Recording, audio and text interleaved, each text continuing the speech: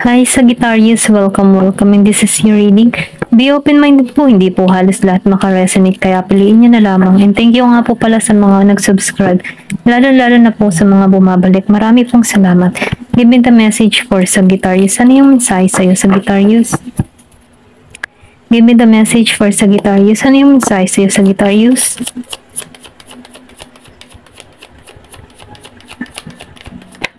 Yan, meron ka ditong Ace of Wands. So, nafe-feel ko dito, no, meron dito nagiging, kumaga, nagkakaroon ka dito ng mga bagong ideas, nagkakaroon ka dito ng talino, nagkakaroon ka na ng clarity, okay, kung ano yung gusto mong tahakin dito.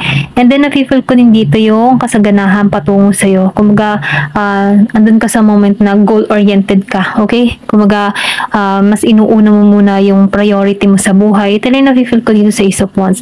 And then, nakikita ko rin dito, no, meron ditong new beginning sa'yo, okay? May bagong simula na naghihintay sa'yo.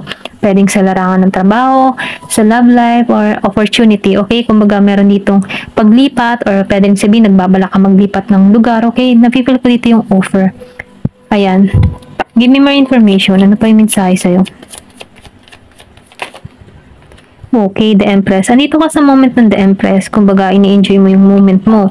Pagiging mo single. Kumbaga, yung tipo na kahit single ka, nagiging kang malinaw sa gusto mong mangyari o marating sa buhay mo. Ito lang nakikita ko. And then, nakikita ko rin dito, no, kung single mother ka man, nakikita ko dito yung pagiging mong mabuting ina.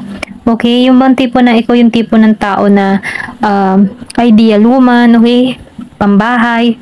Ayan, ito lang nafe-feel ko sa'yo. And then, nakikita ko rin dito yung abundance patungo sa'yo. Nagiging kang abundance sa sarili mo, inaalagaan mo yung sarili mo, iniingatan mo na yung sarili mo. May pagbabagong nagaganap sa buhay mo. Ito lang nakikita ko. Give me more information. Gusto nyo itong kumawala. Then, the devil reverse. So, nafe-feel ko dito yung iba sa inyo natanggalan na yung mga toxic or pwede rin sabihin, meron kang person na naging toxic sa buhay mo na inalisan mo na to, okay? Nagkaroon ka dito ng talino, dito sa the Empress. Kumbaga, naninindigan ka na sa sarili mo, okay? Then, the moon, hindi mo na pinaiiral yung emotion mo, okay? Yung mga sinasabi din sa'yo dito, no? Kumbaga, meron ka na ditong paninindigan para sa sarili mo. Alam mo na kung ano yung gusto mo mangyari sa buhay mo, okay? Nafe-feel ko din dito na malakas yung intuition mo, sinusunod mo na yung kutob mo, yung inner voice mo. Kasi maybe before, madali kang matangay dito sa the devil, okay? Pero dahil lumabas siya ng the devil reverse, so nafe-feel ko dito na tinanggalan mo na yung mga bad habit, negative na tao, or negative emotion, okay? Maging sa mga toxic na tao, inalisan mo na to, okay? Kumbaga, napag-aralan mong buuin muli yung sarili mo. Ito lang yung nafe-feel ko kasi nagkaroon ka dito ng clarity. Give me more information. Ano pa yung mensahe? So, nakikita ko din dito ang Nine of Cups. Meron ditong kasaganahan naghihintay sa'yo, abundance, and then prosperity, wealth, okay? Kumbaga, nafe-feel ko din dito, meron pamana. Yung iba sa inyo makaka-receive dito ng pera, malaking pera, okay? Nafe-feel ko din dito na merong jackpot or pwedeng manalo ka. Wait, tuloy nakikita ko kasi kung makikita mo dito sa Nine of Wands, talagang treasure na yung nakita niya dito, okay? Na naging masaya siya dito. So, meron ditong blessing na patungo sa'yo, biyaya, kaya sinasabihan ka dito, huwag kang mawala ng pag-asa. Kasi dito sa Six of Swords, natapos na eh. Kumbaga, yung lahat ng mga pinaghirapan mo ay tapos na. Kumbaga, sinuko mo na to, isinurrender mo na to kay God, pinagkatiwala mo na lahat, yung bang tipong ganon. Maybe meron ka ditong masakit na experience na sobrang bigong-bigo ka na, talagang ang hirap na sitwasyon. Pero dahil lumabas ang Six of Swords reverse, nakaraos na. Kumbaga, nafe-feel ko dito na nakatuon ka sa iyong pangkabuhayan, sa iyong trabaho. And then, nafe-feel ko dito yung motivation mo na kung saan positive ka na. Ito lang nakikita ko. Kasi nakikitaan ko dito na nalampasan mo. Pwedeng natuto ka na sa iyong sitwasyon. Kumbaga, may lesson at learn na natutunan ka dito sa connection na to. Kung ikaw man inasaktan before, no? Meron ditong hugot na kung saan itong hugot na to ay nagbigay ng katatagan sa'yo dito sa the Empress energy. And Nine of Cups. Give me more information.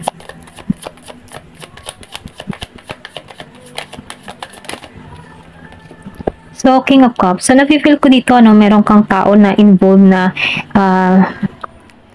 Scorpio, Cancer, and Pisces. Malakas yung Pisces. Kung meron ka mang ganung person na na-feel ko dito yung pandalaya, panluloko, at nakikitaan ko din dito na hindi to naging malinaw sa intention sa'yo. Kumbaga napaka-rude nito, okay? Makasarili. Sarili niya lang yung iniisip niya dito. Kumbaga hindi niya kinoconsider yung nararamdaman mo, kung nasasaktan ka ba, okay?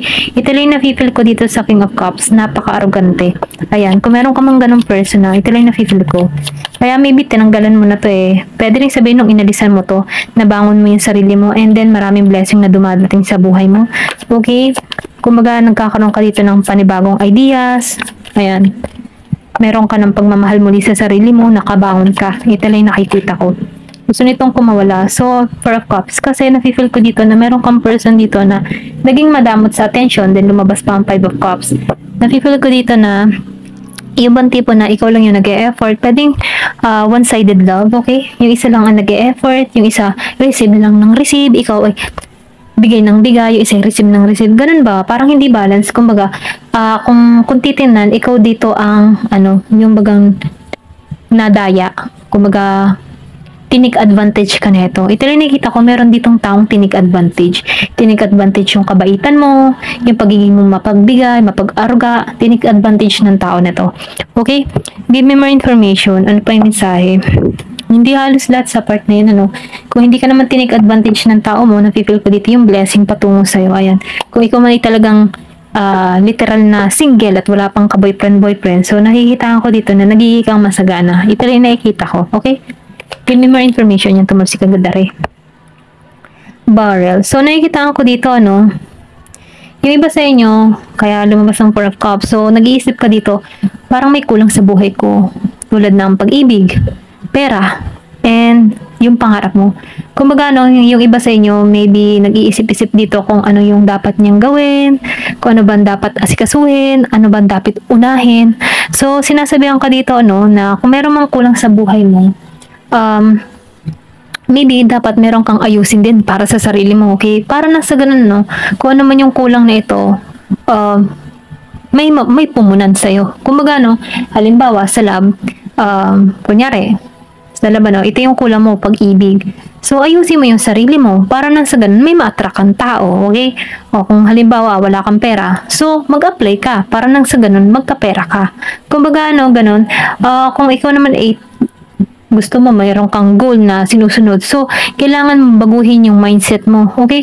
Kumbaga, dito sa barrel, ikaw yung makakatulong sa sarili mo kung paano mo mai-improve tong sarili mo.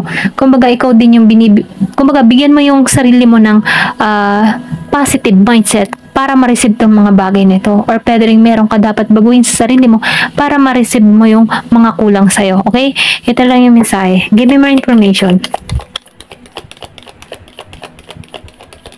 Meron ditong angel. So, wag ka mag-alala. Pinoprotektahan ka ng angel mo.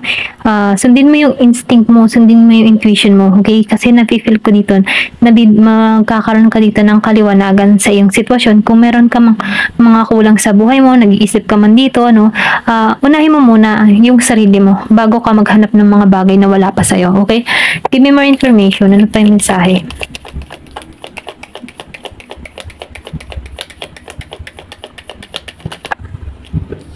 Meron ka ditong valley. So, nakikita ko dito magkakaroon ka ng deep personal strength and peace na siguradong tagumpay ang naghihintay sa'yo. So, kung meron, katulad dito, yung sinabi ko kanina dito sa barrel, marami kang mga tanong. So, unahin mo muna yung sarili mo. Magkaroon ka muna ng spiritual strength or personal strength at hanapin mo muna yung kapayapaan mo. Once na nahanap mo na yung kapayapaan mo, naging kontento ka sa buhay mo, bigla tong darating kung ano man yung mga kulang sa buhay mo. Okay?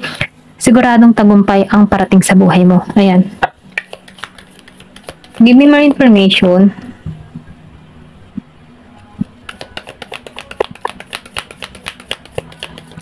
Excuse me po.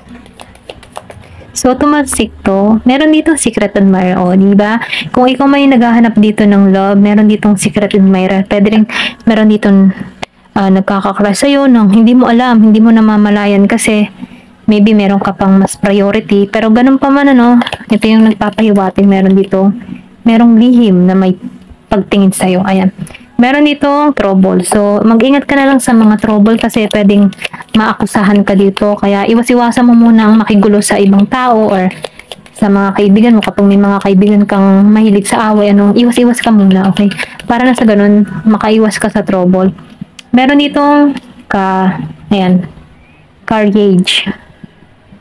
So, nakikita ko dito, kung ikaw man ay nagbabalak mag-travel, masusubukan dito yung physical and mental mo para sa journey na pupuntahan mo. Kumbaga, kailangan dito ay matatag yung kaisipan mo at malakas din yung resistensya mo. Nang sa ganun, sa itong paglalakbay na ito ay talagang masusukat yung iyong katatagan dito. Nakikita ko, meron ditong makakaalis ng bansa, okay? Na kailangan mong paghandaan yung sarili mo, okay? Kasi ikaw yung magtatrabaho sa lugar na yun. Ayan. So, kailangan mong maging prepare. Meron ditong bull. So, nakikita ko dito na wag ka na daw tumingin sa past. Kung ano man yung mga nangyayari in the past, kalimutan mo na kasi past na yun. So, magtuon ka sa present. Ito yung mensahe sa'yo dito sa bull. Kasi, nagpapakita ito ng katatagan eh. Yung present kasi, malakas ka dyan. Sa past, malungkot ka dyan. Kung mayroon ka mang masasakit na karanasan sa past na sobrang lungkot, di malungkot ka dun. So, magtuon ka sa present. Kasi ang present, pwede pang mabago. Pwede pang mabago yung sarili mo. Okay? Kung mahina ka in the past, ngayon, pwede mong baguhin yung sarili mo na maging malakas sa present. Ayan. Give me more information. Ano pa yung mensahe sa'yo? Then, meron ditong so work, achievement, and success. So, di ba? Lahat ng mga pinaghirapan mo at yung mga tinatrabaho mo sa bandang huli ay magtatagumpay ka. Kaya sinasabihan ka dito, huwag kang susuko, laban lang kasi meron ditong tagumpay na naghihintay sa'yo. Okay? Lion, time to act. Okay? Kailangan ng pagkilos, kailangan ng pagbabago. Kung ano yung dapat baguhin, baguhin na dito. Ito lang yung mensahe sa'yo. Thank you for watching and love and peace.